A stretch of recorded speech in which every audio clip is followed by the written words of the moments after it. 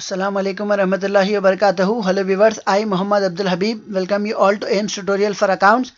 In this video, I'll be explaining the chapter Preparation of Subsidiary Books for Intermediate First Year Students for Telangana State Board of Intermediate Education.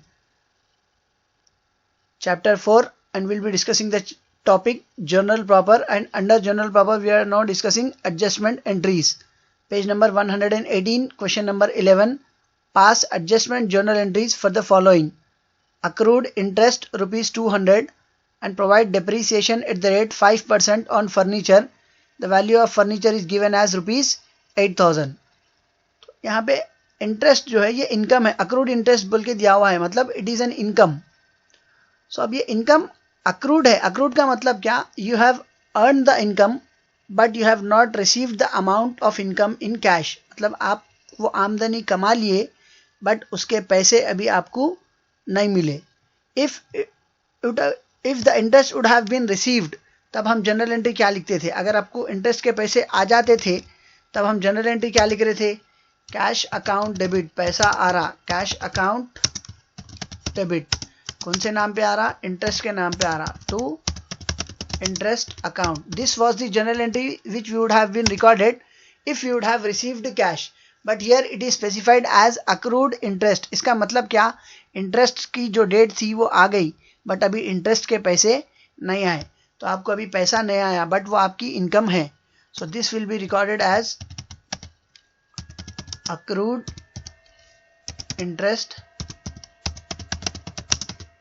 Account debit to interest. मतलब ये आपकी income है but still you have not received this income in cash. तो आप उसको कैसा लिखेंगे? Accrued interest account debit to interest account.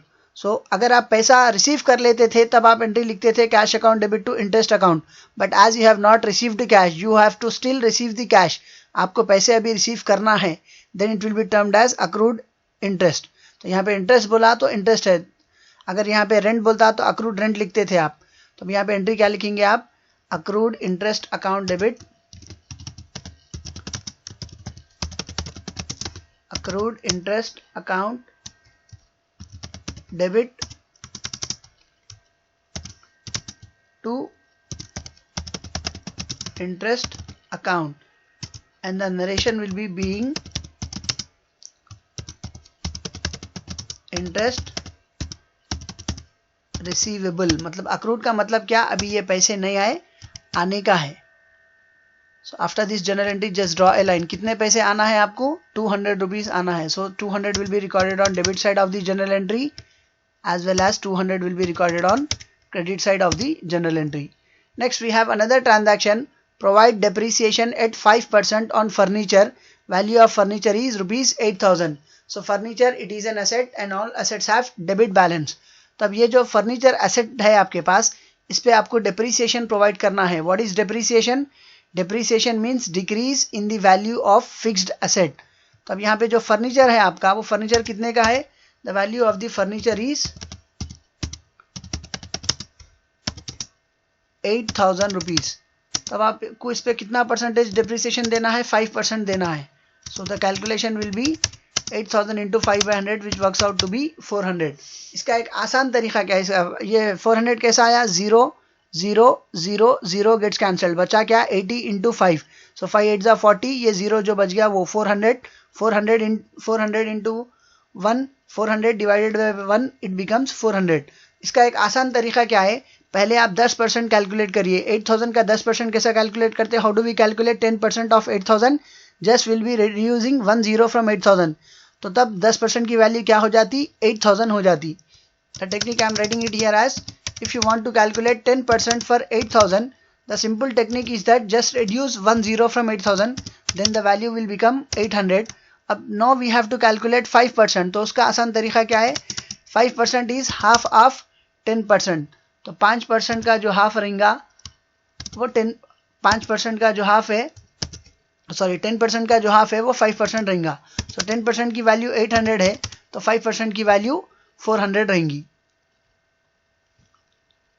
तो अपने को डेप्रिसिएशन देना है फर्नीचर पे. कितना डेप्रिसिएशन देना है?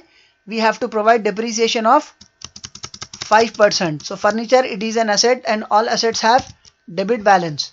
all assets have debit balance. As you are providing depreciation on it, the value of the furniture will be reduced. So the journal entry will be depreciation account debit,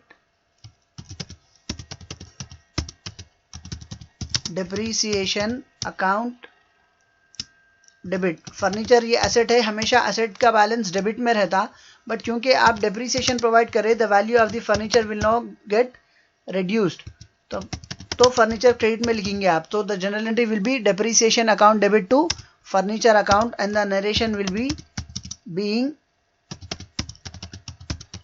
depreciation provided on furniture. After this entry just draw a line. तो कितने का depreciation दे रहे हैं आप? 5%, मतलब you are providing a depreciation amount of rupees 400. I repeat the simple calculation for calculating 5% is, पहले जो 8000 amount है उसका 10% calculate करिए. Just imagine that you are calculating 10%. 10% कैसा calculate करना है? जितने zeros है उसमें से एक zero कम करना है. So the value of 10% is 800. अगर अपने को 5% होना है तो 5% is half of 10%. तो 10% की वैल्यू 800 है तो 5% की वैल्यू 400 आती. So the journal entry for providing depreciation on furniture is depreciation account debit to furniture account. I repeat, furniture is an asset and all assets have debit balance. As you are providing depreciation on it, depreciation is lost to the business organization, hence it is debited, and furniture, the value of furniture is being reduced, so the furniture is being credited. Hope you have understood the topic and hope you have liked my video. If you like my video, do subscribe to my channel AIMS Tutorial for Accounts, and if you are a new subscriber to my channel, don't forget to press the bell icon for further notifications. Do like my video, post your valuable comments, and do share it with your friends, relatives and all. Your one share can help someone to learn something. See you all in next video. Jazakallahu khair. Assalamu alaikum wa rahmatullahi wa barakatuh.